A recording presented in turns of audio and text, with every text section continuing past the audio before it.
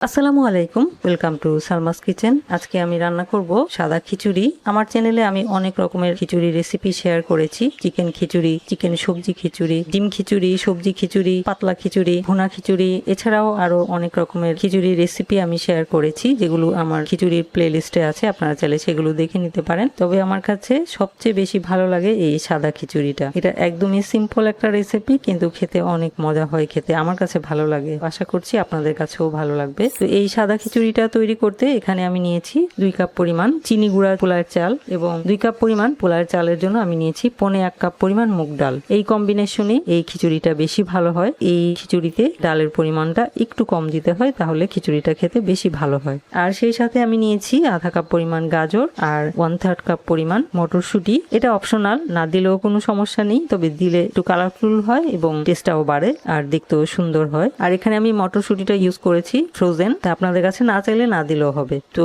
প্রথমে আমি চালটাকে ভালো করে ধুয়ে নিব। একটা মিক্সিং বোলে চালগুলো নিয়ে নিলাম। পর্যাপ্ত পানি দিয়ে চালগুলোকে ধুয়ে নিব ঘষে ঘষে। এভাবে 4-5 বার পানি পাল্টিয়ে আমি চালগুলোকে ধুয়ে নিব, যতক্ষণ পর্যন্ত না এই যে পানিটা আছে সেই পানিটা স্বচ্ছ হয়ে যায়। তাহলে চালের মধ্যে যে বাড়তি স্টার্চ থাকে সেটা পানির সাথে চলে যায় এবং খিচুড়িটা ঝরঝরা হয়। চালটা আমি একবার ধুয়ে নিলাম, এবার পানি পাল্টিয়ে পাল্টিয়ে আমি 4 থেকে 5 বার ধুয়ে নিব।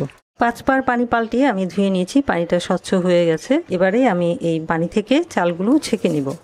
পানি থেকে চালটা ছেঁকে নিলাম, এবারে এটাকে এক সাইডে রেখে দিয়ে চলে যাব চুলায়। একটা কড়াই নিলাম, চুলাটা অন করে দিয়ে কড়াইতে দিয়ে দিব মুগ ডাল।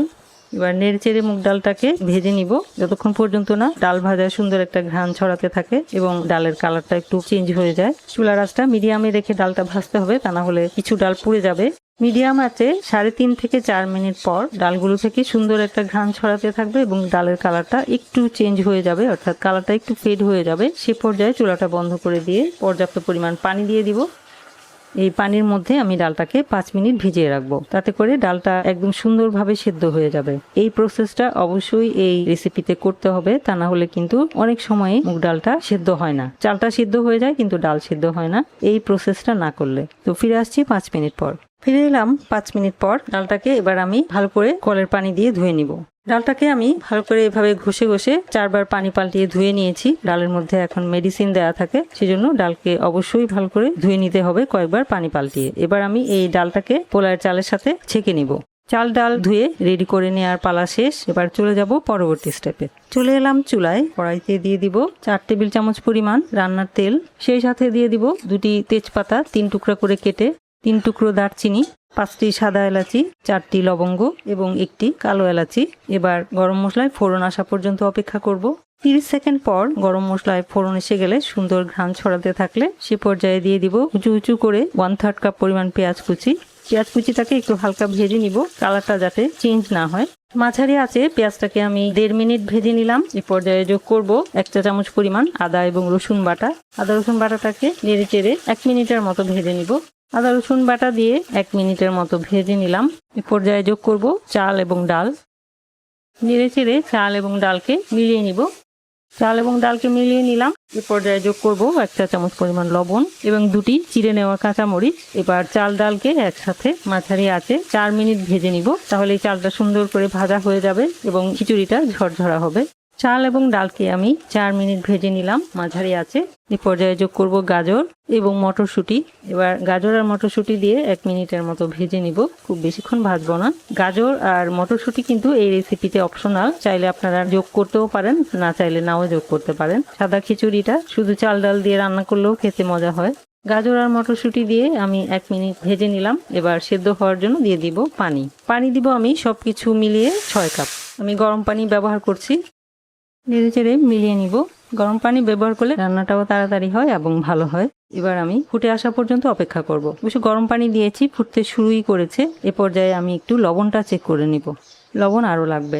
এ পর্যায়ে অবশ্যই লবণটা চেক করে নিতে হবে, কারণ এ পর্যায়ে এসে লবণটা চেক করলেই যদি দেখা যায় যে লবণটা বেশি আছে তাহলে বোঝা যাবে যে লবণটা ঠিকঠাক আছে। আর যদি সমান সমান হয় তাহলে আর একটু লবণ যোগ করতে হবে, কারণ লবণটা যদি সমান সমান হয় রান্নার শেষে যে লবণ কম হবে। আমি একটু আবারও চেক করে দেখছি, এখন ঠিক আছে।